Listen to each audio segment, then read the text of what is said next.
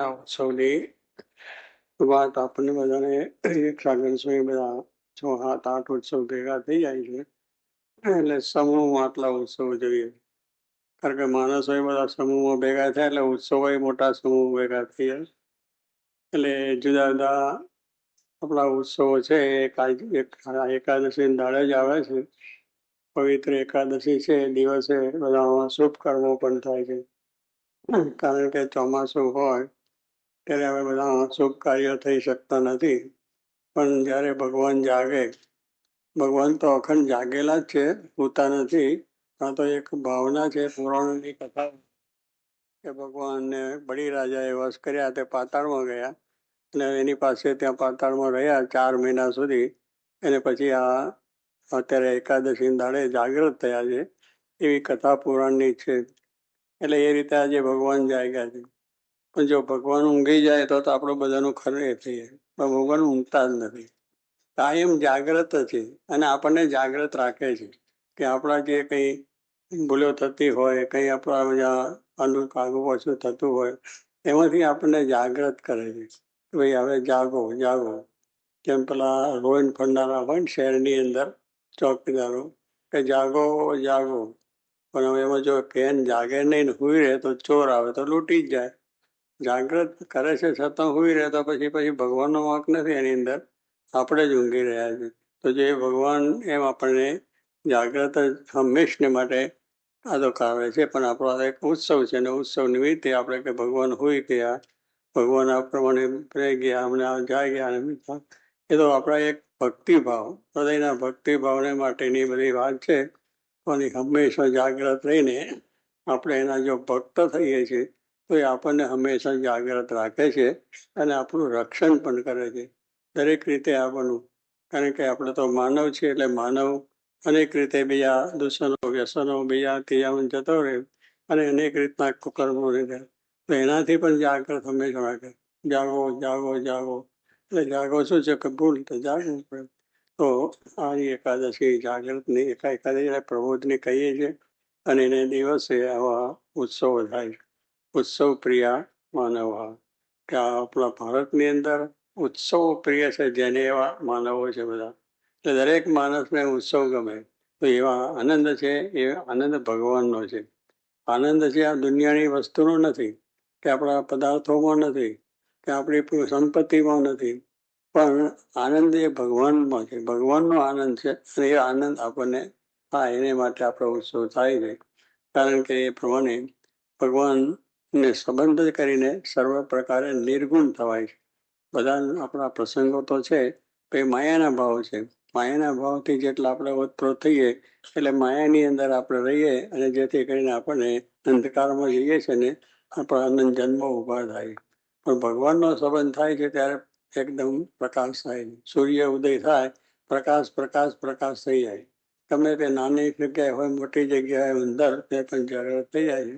એમ ભગવાન તો અખંડ જાગ્રત છે અને અખંડ એનો પ્રકાશ હંમેશા રહે છે. પણ એ પ્રકાશ કેટલો આપણે પ્રાપ્ત કરી શકીએ એ એના નિયમો છે, એમના આજ્ઞા છે, એમના આદેશો છે, કે જેટલા આપણા જીવનમાં ઉતરે આટલો પ્રકાશ આપણને થાય અને એટલે આપણને પ્રાપ્તિ પણ થાય. તો એવો આ ઉત્સવ છે અને આ ઉત્સવના દિવસે ભગવાન એ પ્રમાણે દરેકને આ દ્રષ્ટિ કરીને થાય છે. અને આ બધું શાક છે કે ભગવાન તો દરેક પદાર્થો વેચવાનો સંબંધ છે, પણ એ લોકોને આપણી રીત છે એટલે રીત પ્રમાણે પણ ભગવાન વર્તે.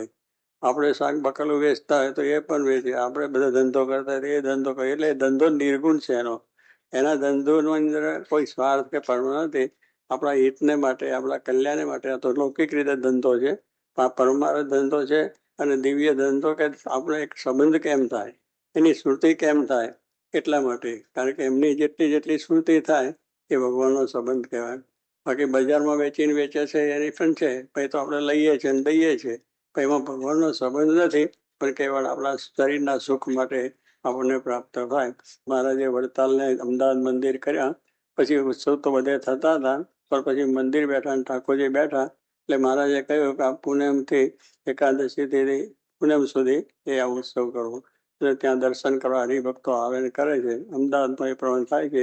એ જ વસ્તુ શાસ્ત્રી મહારાજે પણ અહીંયા આગળ બોચાસણની અંદર આ ઉત્સવ એકાદશી પૂનમ સુધી હરિભક્તો એના દર્શન કરે, લાભ લે. એકાદશીના નવા દિવસે વર્ષના નવા વર્ષે એટલે બધા દર્શન કરીને આપણે પછી જે કામ કરીએ એ કામમાં આપણને સફળતા પણ મળે અને સુખિયા પણ થવાય છે. એવો આ ઉત્સવની અંદર છે. તો આ પ્રમાણે આ ઉત્સવની અંદર આ બધા જુદા જુદા શાક ને ભાજી ને બધું લઈને બજારમાં મૂક્યું છે. જો રીંગણા બટોકા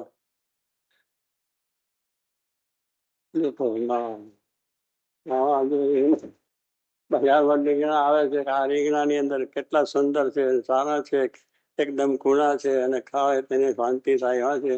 એટલે આ પણ બજારમાંથી લાવશે માટે જેમ બચે કે લેવો ભાઈ રીંગણ. અને વેચનારા બહુ બોલે ને કે આ તો બહુ સુંદર છે, સારો છે, સોંગો છે, સસ્તો છે, ફલાણું છે, માટે આ લેજો. એ બધા વેચે છે. એટલે આ એ શાકનું પણ એવું સારું છે. આદુ પણ છે, કારણ કે એ પણ સારામાં વસ્તુ છે. અને આ પ્રમાણે ગલકા, એટલે ગલકા છે એને શું થાય છે, એનું એ થાય છે ગલકા ભજીયા થાય. એટલે અમારા પીપલગના ભાઈ કાકા હતા કે એમને આ બહુ ભાવતા ભજીયા કે જયારે આવે ત્યારે ગલકું લઈને આવે. પછી અમે સાધુને આપે કે આના ભજીયા કરજો. એટલે ભજીયામાં એ પણ આ તો કહેતો ગલકાનું થાય, શાક પણ થાય છે, ભજીયા થાય છે, જુદી જુદી રીતે બધું થાય છે અને બહુ સારી રીતની વસ્તુ છે. તો એ પ્રમાણે ભગવાનની દયાથી આપણે જો આ પણ એક આવે છે આંબરું એટલે આ તો બહુ સરસ, આપણે આયુર્વેદની દ્રષ્ટિએ ઉત્તમ છે. તો એ ભગવાન આપે છે કે આ બધું તો ખાજો પણ આમરું ખાજો, નિર્ભય થઈ જાય પછી.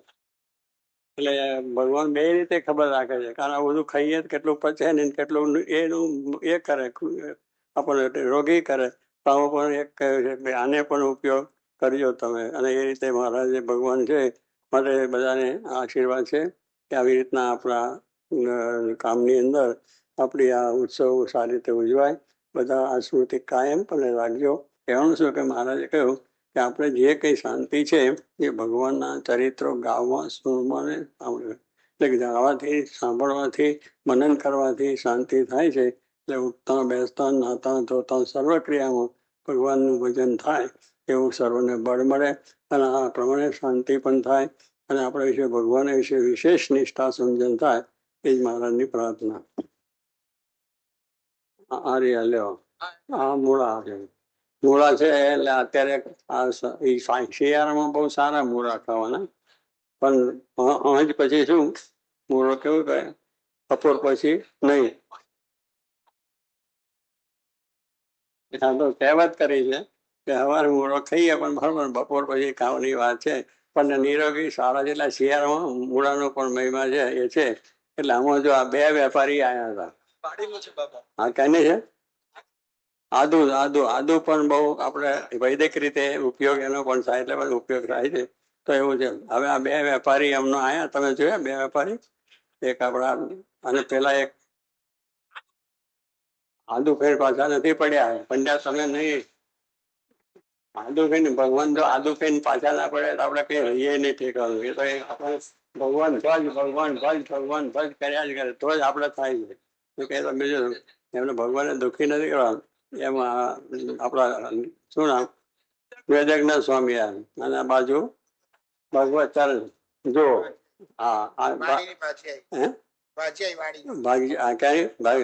પણ આ તો અમને લઈને આ જો ટાબુ ખાલી લઈને આવ્યા છે. આ વેપારી એવા છે. હા, એમ સમજી લેવું આ વેપારી નું. આવા વેપારી હોય છે. આપણો છોટું બજારી જાય ખાલી આપીને જતા રહે છે. એટલે એ પણ વેપારી છે અને પેલા એ વેપારી. પણ આપણે તો હારા વેપારી મળ્યા છે. એ વેપારી હારા આપણા તો કહીએ છીએ કે આવું ટોપલું એમને, કારણ કે મૂળ તો માર ગામના ખરા ને. એટલે